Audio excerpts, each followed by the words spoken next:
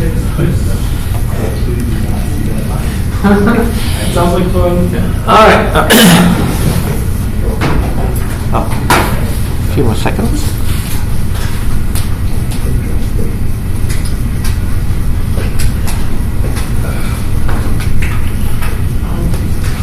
Okay.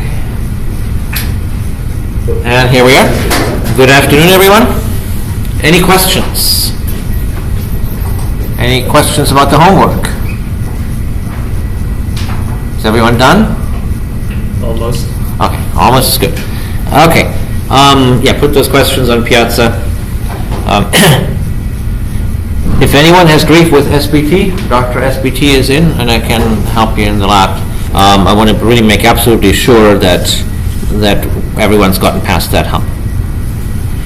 So, quick reminder, we've seen context-free grammars, so we've seen these productions where we've been using this grammar quite a lot. An expression is a term followed by plus minus and more of an expression. A term is a factor followed by times or slash and more of a term. And the factor is either a whole number or an expression in parentheses. So that's how we get nested parentheses inside.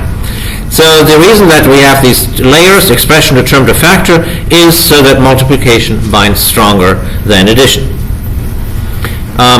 As a reminder, a non-terminal is something that is not a part of the actual strings that the programmer writes their program in. So X per term and factor are non-terminals, and the terminals or tokens are the things that are part of the program text, such as whole number or the parentheses and so on.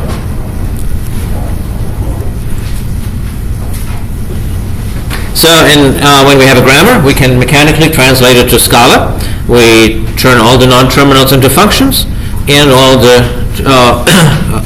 right-hand sides then get separated by squiggles for when they're next to each other, or alternations with a vertical bar, and so on. So a repetition turns into rep, an optional thing turns into an opt, and then these ones return either a list or an option of what's inside. So when we do that, then we get a parser that looks like this, where you see the squiggles, you see the vertical bars, and you see the various functions. So these are mutually recursive functions, and right now they return a parser of any. So that's what we want to do today to get past the any. So the parser of any gives us inconvenient results, such as the one that you see here, where you see the squiggles, and you see the sum and the nones that come from the options. And we've actually managed to write a program last Wednesday that processed this mess and computed the value of such an expression, but it's not a pleasant thing to do. So what we really want to achieve is that the parser functions return not these squiggles and lists and options, but instead that they return objects that are convenient for us. The way that's done is with the transform operator.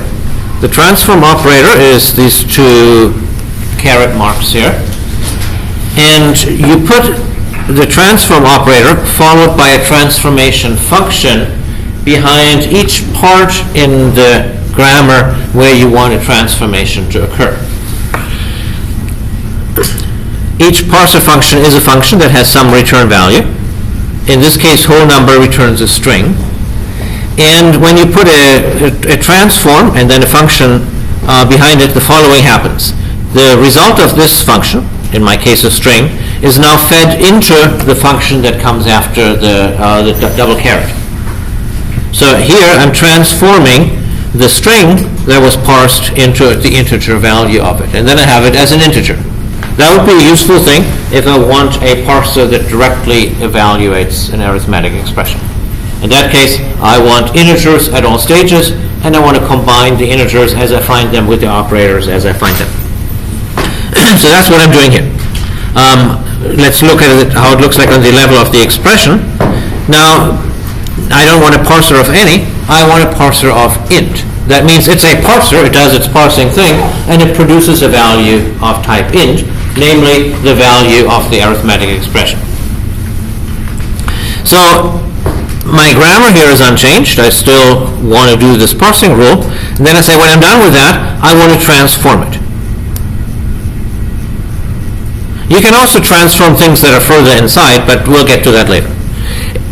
So now I need a function that can take as its input whatever this combination of parsers produces. Yes? So the double caret is like a function? Yeah. Yeah. Okay. So you can think of it as an operator. It modifies a parser function. So a parser is a function that returns something, and if you want to modify what it returns, then you stick in the caret and the transform that you want to have. So is there different forms of that operation for different value types, like string or? Scala figures it out. So it knows what each of the parser functions returns. It knows that this thing returns a string because it was declared to return a string in Java language, or Java token parsers. Okay.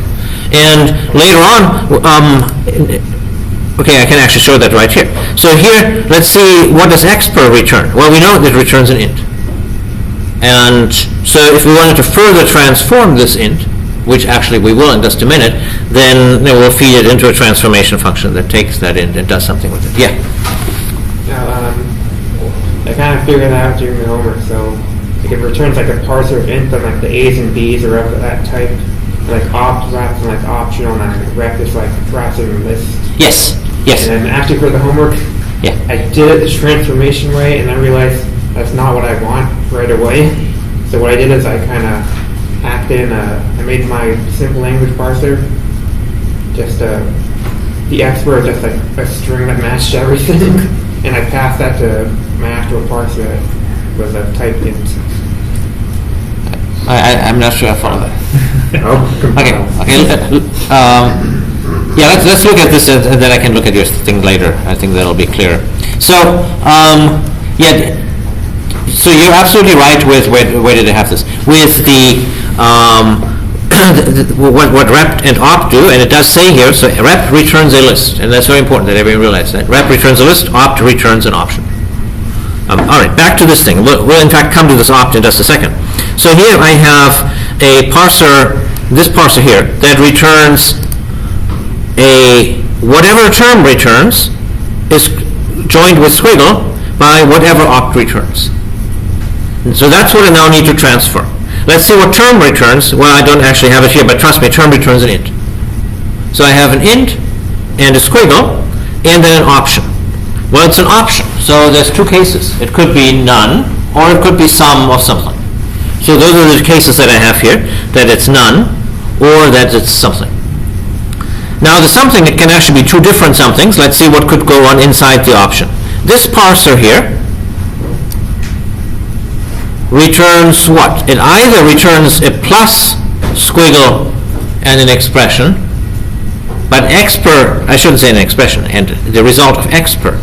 The result of expr is an int. So it's either a plus squiggle and int or a minus squiggle and int. Those are the two cases that I have here. So notice that the pattern matching is super convenient. I can pattern match against these really intricate patterns. Right? I say I have something that's squiggled together with a sum, which comes from the option, which contains the string plus squiggled by something else. So I can really describe what the pattern should be. And then Scala figures out that A must be the thing before the first squiggle, and B must be the second thing in the squiggle that's sitting inside the option, and it fishes out A and B for me. And then what do I do with A and B? Well, A is an integer that is joined with a plus token to B, and so I just add them up if I want to evaluate. So this parser evaluates. We'll see one that does something more sophisticated in a minute. Finally, notice this expression here, where you have an opening brace, and the three cases, and a closing brace. Right, these things here. That is a special notation for what's called a partial function. That's a function that is defined by how it operates on the various cases. So there is a parameter coming in that we don't really see. It has no name. It's matched against these three cases, and then we go follow whichever the cases are. So that's a super convenient notation for these functions that do matching, and we'll use it whenever we have something that's made out of squiggles and stuff, because the squiggles are otherwise tedious to take apart. Particularly here we see the benefit where we have a squiggle and an option. and so the cases are a friend. But I even use this notation if all I have is three things joined by a squiggle. If I have something, squiggle something, squiggle something, then I make a thing with a single case out of it. So that I say case A squiggle B squiggle C, so that I don't have to take the squiggly thing apart by myself. I could give it a name and then do the _1, _2, _3 thing like with tuples, but I find the pattern matching is so much easier. And since I do it with the more complicated things anyway, it makes it very uniform. So only in these very simple cases where I just want to pass it on to another function will I have a traditional Scala function. Otherwise, with these parser combinators, more likely than not, what you have after the double caret is a brace in a bunch of cases. The final thing that's often useful is these variations of the squiggles that discard tokens. So look at the last branch of factor. Factor is either a whole number, which I'm transforming to an integer, or it is a left parenthesis, an expression, and a right parenthesis. Now I need the left and right parenthesis to drive the parsing. The parser needs to match them and consume the tokens, but after they have been matched and consumed, I have no further interest in them. I don't want to collect those strings in any way. I just want to discard them, and that is what these operators do. So the squiggle is the same thing, the squiggle with an arrow is the same thing as the regular squiggle. It first looks for the thing to the left, and then it looks to the thing for the right, but then it discards the leftmost one. So the type of this thing here is just in whatever expression returns, which in this case is an int. And the other one does the same thing. It discards the one to the right. The way to remember is that the arrow points to the thing that's being retained. You have to be a little bit careful with these symbols because this operator here has a different precedence than the squiggle by itself. Because remember, in Scala, the precedence of an operator is determined by the first character in that operator. And so this one here is going to have the same precedence, the less than sign. And what's going to happen to you is you're going to be drawing the thing with the squiggles, without the arrows. Then you're going to say, well, I don't want any of these tokens, so you put in the arrows. And then you'll get wavy underlines in Eclipse or IntelliJ because somehow it's not grouping it right. And then you have to put in a parenthesis or so to fix it up again.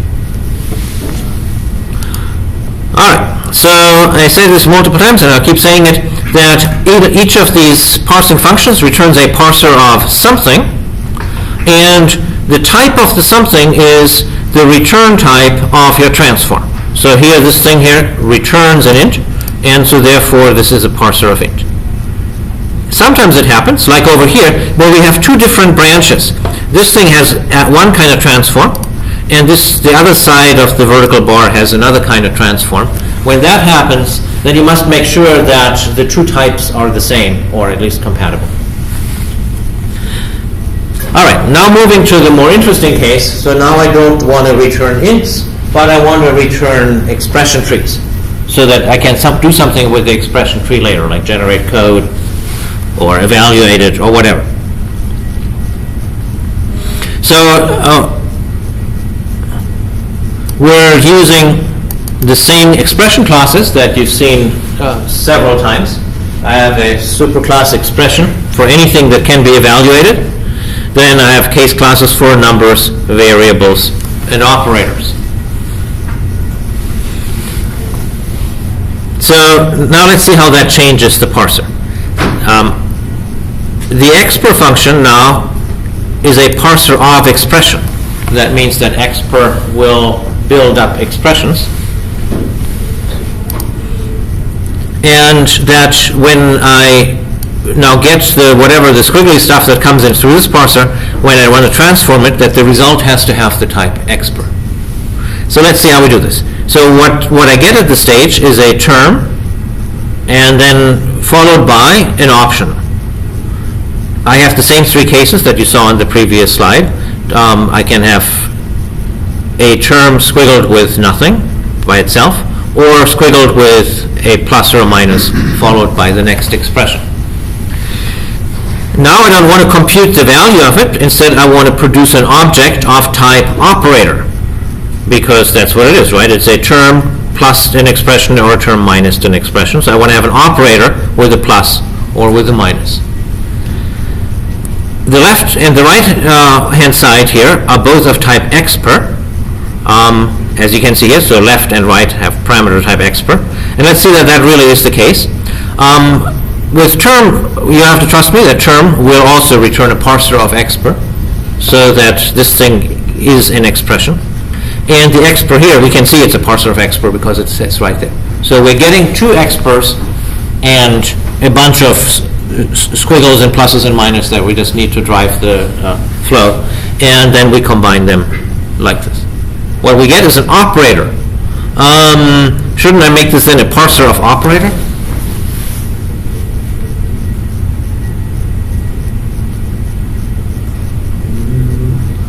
But then,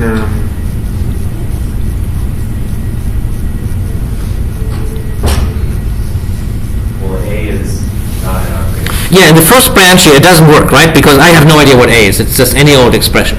So I can't do that. If I didn't have this branch, then maybe that would be a useful thing to do. It probably is not all that useful because in the end, all we care about that these things is that they're expressions. So when you do this, then ultimately the parsing process produces a tree that you can see here. So starting with an operator, a number, another operator, another number, and then these functions that we tossed in. They don't show up when you print it out. They don't show up nicely because they're just functions.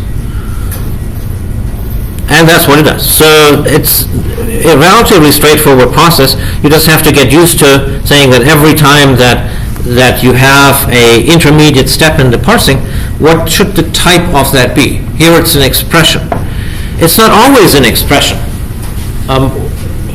When you're programming, even the very simplest programming languages, they will have like a variable declaration and maybe another variable declaration and then an expression. And the variable declaration is not an expression, it's some kind of an action. And then the grammar will produce something different. It might produce an object of a case class var that's not an expression, or val or something. We'll come to that soon enough. All right, so now we're running into a pesky problem with the grammar that we've been using for the last couple of lessons. That unfortunately that grammar does the wrong thing in with operators that are left associatives, but not commutative, such as minus and division. Someone asked about that. What about homework 5, whether you need to take that into account?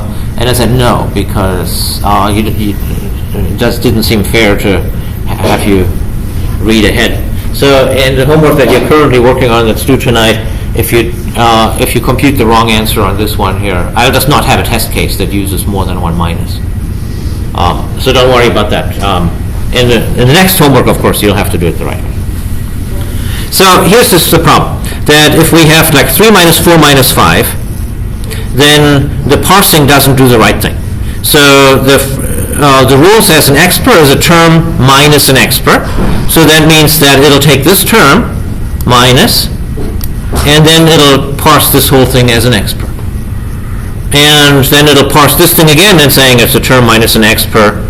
Then ultimately this term becomes a factor and a whole number. This term becomes a factor and a whole number. This x becomes a term, becomes a factor, becomes a whole number. And the tree that we have is this one here. That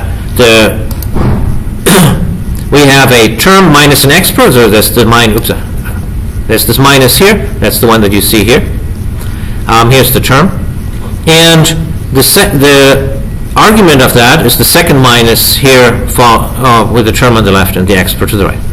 Now, when you evaluate this parse tree, you're going to compute the difference of 3 and the second parse tree here, and that is 4 minus 5 is minus 1, or 4. So as you can see here, the parentheses grouped the wrong way. What we want is we want the minus to be left associative. And so that's unfortunate because it means that the flow of the function calls does not deliver us the results in the right way. Now obviously, one should be able to fix that by going to this grammar here, and instead of having term on the left and expr on the right, we should be able to put expr on the left and term on the right. And the grammar is still the same. Then the derivations would now proceed to give us the tree in the right way. And that is true in theory, and with other parser generators, you could do exactly that. But you can't do it with the Scala combinator parsers. The Scala combinator parsers really just call the functions in the order in which you specify them. And now imagine we did this. So we have an expr here, and an expr, another term here. Now the expr function would try to consume the input and deliver a result recursively. So what does it do? It says, hey, I'm just going to call myself, because that's what it says. The next call to expr, what's it going to say? Could call itself. Hey, I'm just going to call myself, right? And so on, and you'll get a Stack Overflow. We'll see that in the lab. So such a function, a function that calls itself without consuming any input is always going to give you that infinite recursion. And so we need to then rewrite the grammar to avoid that. In this case, I've rewritten the grammar to put term on the left and expr to the right, and that worked out because in each step I consume a plus or a minus, and so I have to terminate. Yes? So on that slide with the tree with the so the first one doesn't go infinitely because the expr on the end 5 is an expr by itself. Yeah. Okay, and then the bottom one goes forever because 5 is not a term by itself, and so it tries to substitute it, and then it keeps on going. Well, it's not even that sophisticated. All it does is expr calls itself without further thinking, because if you look at here, if we say expr is expr squiggle the opt in the term here, then what it's going to do is it's going to call expr. That's what it does. And then that expr is going to call itself again. So these combinator parsers, they don't do anything smart or anything. What they do is, in this case here, this one here will call the term function. It's a function call. And whatever the term function returns, that's going to be combined with the next thing. But the implicit assumption is that the term function will return something. So you have to make these combinator parsers in such a way that each function bites off some chunk of the input.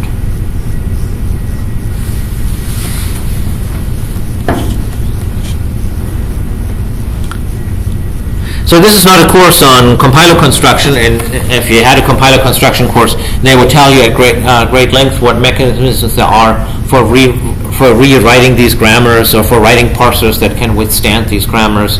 The different strategies for doing that. We will simply reorganize the grammar in an ad hoc way so that it works. And for the few situations that we have that are kind of nasty, I'll give you some tips on how you can do that. And in one of the homeworks, I'll let you loose on coming up with investigating that a little bit on your own. So here is a way of doing it. There are other ways, but this way works beautifully. So I'm going to change expr, and instead of saying it's term opt, that's a term and then an opt and an expr, I'm going to change the opt to a rep.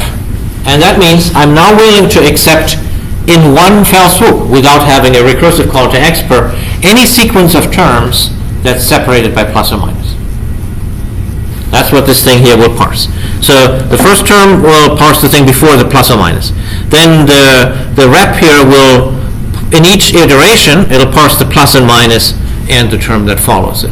So if I have 3 minus 4 minus 5, I'm now getting back what? I'm getting back the 3 as a term, is squiggle, and then a list of minus squiggle 4 and minus squiggle 5. That way I get the entire expression as a slightly complicated list, but I have all of the data at the same time. Now that I have the data, then I can build up my tree in any way that I like. I can go forward or backward, whichever way I want it. So that's the general strategy that works, is if you have one of these unhappy parsing situations, try to just grab more data so that you have all the data in your hands, and then you can manipulate it. So we're doing the same thing on the term level.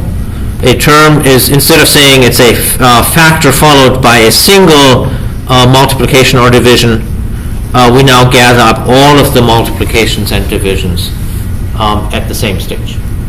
That's actually an improvement anyway, because now it's fewer recursive calls, right? So now we have them all in our hands, and we need to figure out how to combine them. So what we want to achieve is we want to make it so that the operators are combined in this way, that we first look at the first two terms with the first operator, then we look at the next term with the second operator, and so on. So that calls for using a fold. So let's figure out which fold. So here's the canonical fold reminder that we had a few slides ago, where I wanted to compute the sum of the elements in a list, and I've done that by starting out with 0 as the seed, and then here I have my various list elements, and here is how I combine them. So this is a left fold, and you always use a left fold with the left associative operator. We want these operators here, the addition, subtraction, multiplication, division, we want them to be left associative, so the left fold here is the right way to do it. If in doubt, you could always try to draw it out both ways. So let's look at the tree that we're getting when we parse 3 minus 4 minus 5. So it's 3 squiggle and then a list of 2 items, namely minus squiggle 4 and minus squiggle 5. So the tail is a list of all of the operations as they come along. Now that's not good enough for us. We want a tree. We want the tree that you see here, where we have a 3 and a 4 combined by an operator with a minus in it, and then another operator with a minus in here. So now our challenge is, how do we go from here to here? We're going to use a fold, and it's apparent from the picture here that it's going to be a left fold. For a fold, you need 2 ingredients. You need the seed value, and you need the list at the fringe in the correct ordering. So the list at the fringe, we can see here, contains a 4 and a 5. Well, that's happy, because that's kind of the list that we have, except for the squiggles that we'll deal with in a minute. But we have them in the correct order. So this is the first element, this is the second element, and so on. So that's nice. And the seed element is obviously and conveniently the thing that's to the left of the first squiggle. So we're in a happy situation that we can simply feed the thing to the left of the squiggle and the thing to the right of the squiggle into the fold. The other thing that you need to decide with the fold is, what is the operator? How do we combine this thing here and that thing? Well, let's look at the first level. This element really is 3, or really is an expression containing, not an expression, a term containing 3, so it's a number of 3. This thing is not actually 4, it is a squiggle, a minus squiggle 4. That's how it comes in the list. So that's my, those are my inputs, and so the operation here needs to do the following. If it finds as the previous result an x, and then a minus squiggle y, then it needs to combine them in an operator like that. In the next level here, my partial result is going to be this subtree here, the one that I'm circling here. And that's going to be the x that goes in here, and it's going to be combined with a y, which is the next element in the fringe. And then that's really what I want to do, is I want to have another operator thing with this minus, where the left side is this, and the right side is the one over here. So when we put this all together, here it is. So I'm getting this thing here, a term squiggled with a rep, and now I'm going to transform it. I'm transforming it by having a single case that gets me A as the thing on the left, and LST is the list of these things here on the right. The reason I'm using a case is just to destructure the squiggle. I could have done it otherwise. I could have said it's a function that takes an x, and then I could have used x._1 for the left and x._2 for the right, but that's more typing. So the destructuring here is my friend. now I have the arrow that says, in that case, in that only case, I will now do the following fold. Here's my fold. The fold has 3 ingredients: the seed value, the list of the values in the fringe, and the operator to combine. My seed value is the thing on the left. Here's the list on the fringe, and here is my combining operator. The combining operator, as it happens, has another case in it.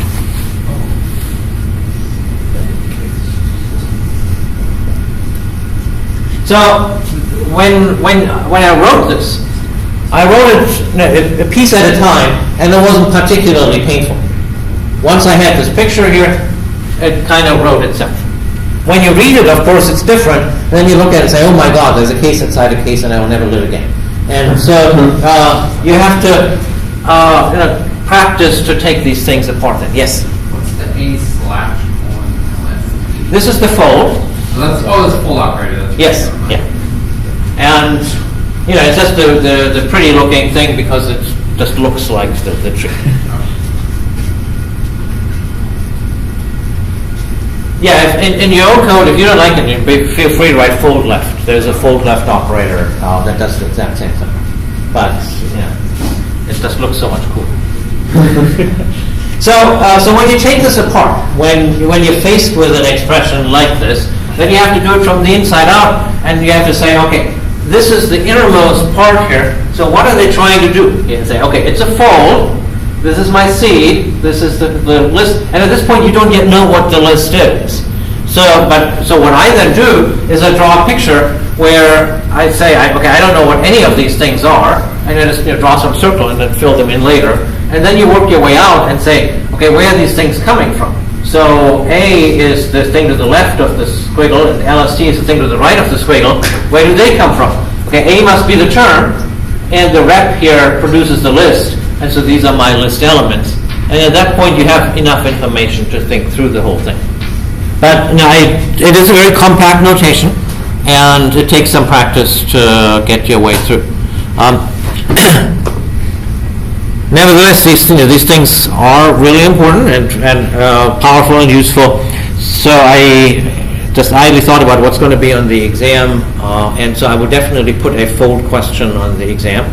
So it's well worth your time to practice writing these little fold trees and demystifying them.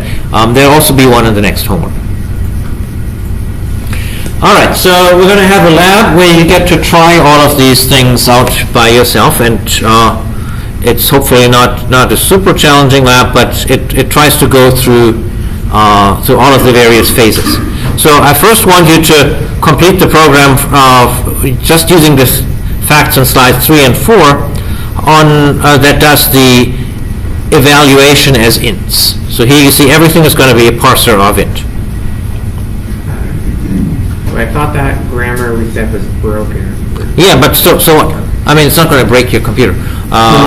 So just, in fact, we're going to be verifying the brokenness of it on the next slide. So use the broken grammar, and then let's ask some questions. So this parsers here, notice that, and they will work like this for today's lab and for the next couple of labs and also for the next homework. What I'm doing is I'm reading a string from system.in and then feed it in here. That way we can test a whole bunch of different inputs. You can run it, right now these strings are short, you can just type them into the console window of your IDE. Later on we'll use file redirection to feed in longer programs into this thing. I figured that's simpler than messing with a file dialog or some such thing. You just have to know how to end input. On Linux, you hit Control-D and then it ends input. I have no idea what you do in Windows. I think it's Control-Z. Okay, Control-Z on Windows. Yes? On a related note, on the homework for the read thing, do you want us to use std in or do you want to use system.in? There was some discussion about what makes it work. So I wanted you to faithfully translate what we did in homework 1. Yeah. And so homework 1 had a particular strategy that worked, where you have the read class, or the read object, right? It's an object, has an instance variable that is this scan or wrapping system.in. Yeah, and like Scala, there's like Yeah, I know Scala has like 19 other ways of doing it, and I looked it over, what they do, and it's going to, don't use theirs because it's incompatible with Okay. the tester. Okay. Because what they do is they grab system.in before I have a chance to reroute it. Oh. And that's what happened to people, then the program appeared dead when they ran it inside Scala test. Okay. So don't do any of that. And also there's another thing called a console in Java. Don't use that either because that does raw input that we don't want. Okay. So faithfully translate what was in homework 1. All right, so that's the first stage. And then it goes on with the next stage here, and here we're going to go into the parsing of 3 minus 4 minus 5. Then I want you to experience what happens when you flip exponent term. And finally, we're going to do it the right way with the reps. And then if you have some extra time, you toss in variables. If you don't have extra time, then that'll be a part of the next homework assignment.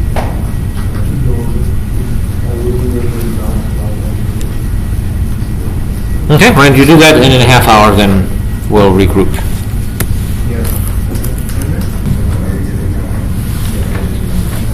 All right, let me just demo how to do this. So we're starting out with the first parser. So here it tells us already a bunch of things to copy.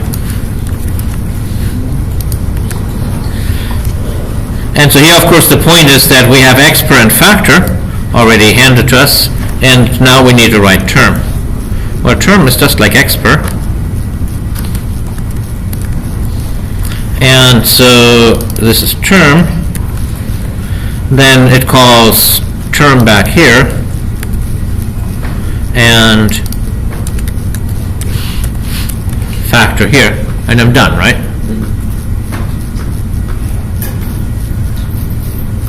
So what are we supposed to do with this? We put in 3 plus 4 times 5.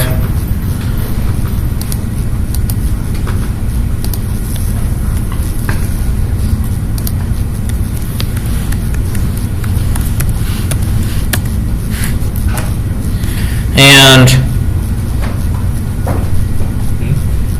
I got 23. I got 23. and you know why? Because I never bothered to change these pluses here into times, and yes. Don't forget about, yeah.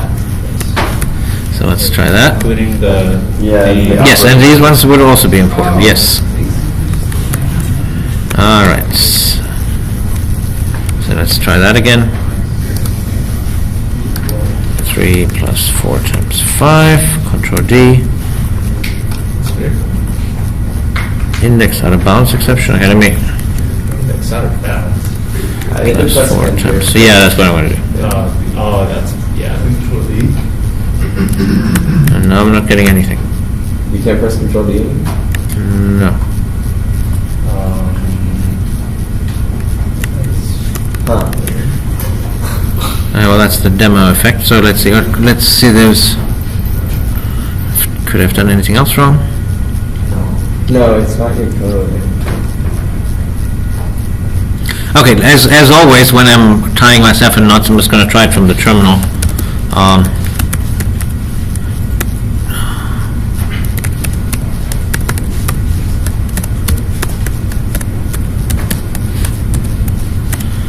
Lab 9, SBT run.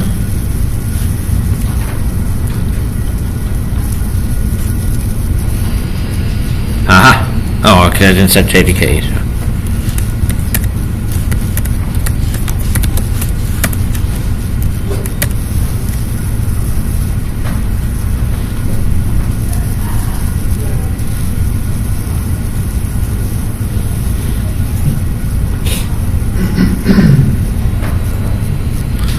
Okay, I'm getting an interesting error message here. Well, it's a warning. A warning, okay, we'll look into that in a minute. So 3 plus 4 times 5, I got the same message. Control D, and now it works, parse 23. Okay, so we're not going to worry about Eclipse here. Next question, why isn't the output a tree? Well, why would it be a tree, right? These are all parsers that return int. So when I call the function here, that I'm printing. Oh, so result really gives me the result that's called by parser.expr, and that returns an int. So that's what it is.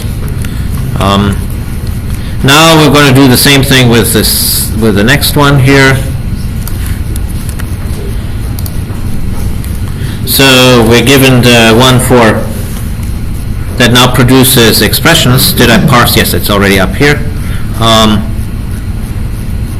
That's the expr. Now I do the same thing for term. So it's term here, factor here. This time I've learned my lesson to change these as well.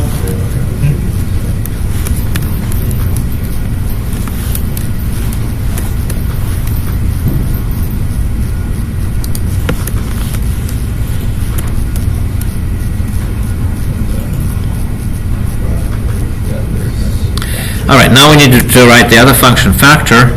So let's copy this one here. So now it's not a parser of int, but it's a parser of expr. So to transform the whole number, it's a string, and I need to turn it into a number of 2int. That's likely not going to work because I can't bury in the underscore that deeply. So it's x arrow, then here an x 2int. That'll surely work. And with the expression, I don't have to do anything because I'm just eating the surrounding tokens. So let's try that. Change to parser 2 here.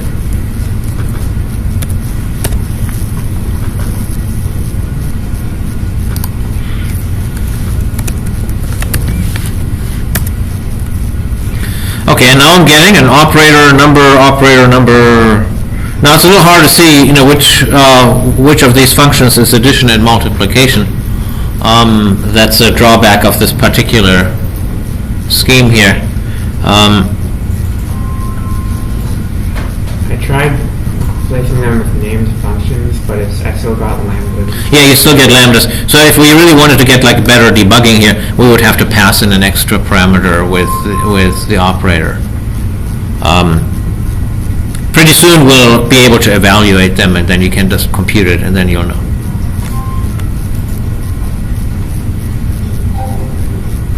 So let's do the 3 minus 4 minus 5 to see the problem that this thing has.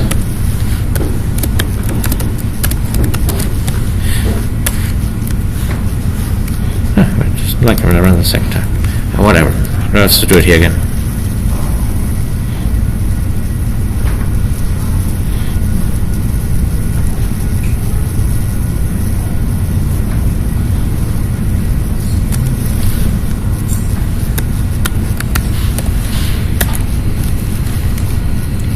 So now I'm getting an operator that takes a number, and then it takes another operator that combines two numbers. I know these all have to be minuses because that's the only function that I have. And so that's the parse tree that I had here. So it's an operator that takes the 3 and then another operator. So it's going to compute them in the wrong order. And so now the suggestion was, what if I over here just flip expr and term? That's it. Thank you. So when I do that, then I didn't even have to provide any input at all. It didn't wait for me to put in any input. It instantly gave me that Stack Overflow because there's nothing bright going on. Expr just calls expr, and it calls expr. So that's obviously not salvation here. So in the third parser,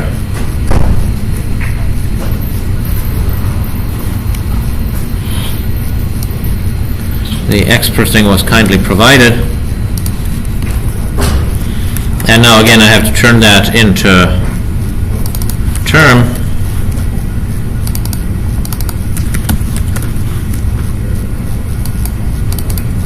So all the terms become factors. And here, oh, these also multiply and divide.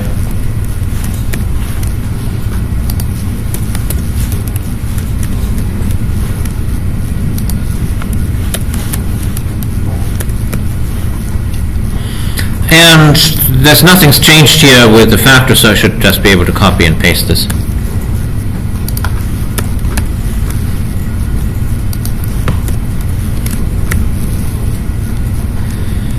So now let's see if we can run this.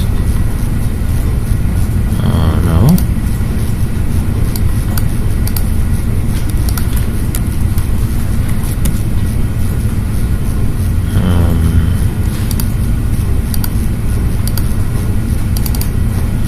Value factor. Oh, I must have forgotten the parentheses. And this one's wrong.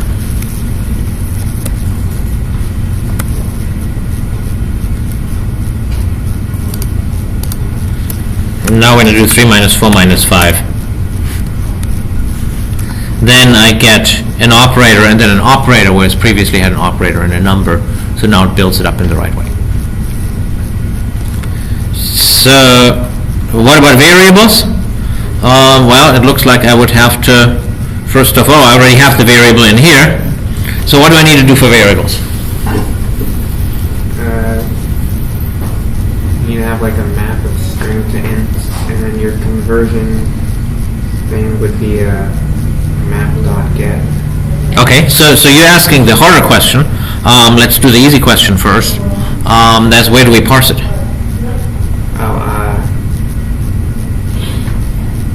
It would be in factor as an ident. Yes. So we're going to have to put it into factor, so it's an ident. And then now that's a string, and I have to now convert it to an expr.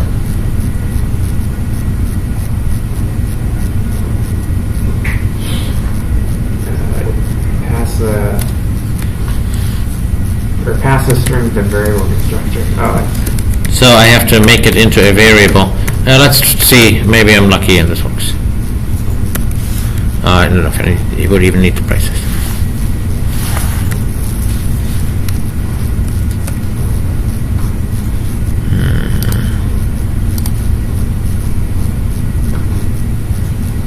Okay, now it says variable is no good, it's an expr. Maybe you need the X arrow thing instead of the Yeah, I'm going to just try that because life's not long enough to ponder this.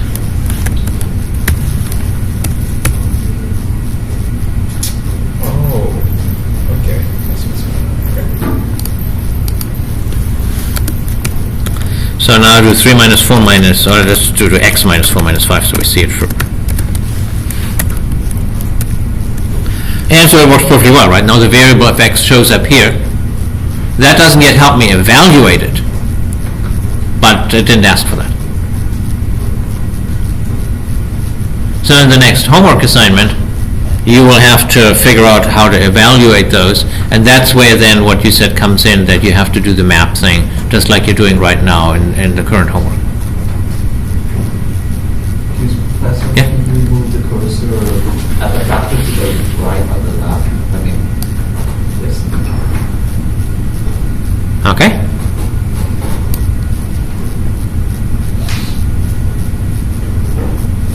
All right. Let me close the video here.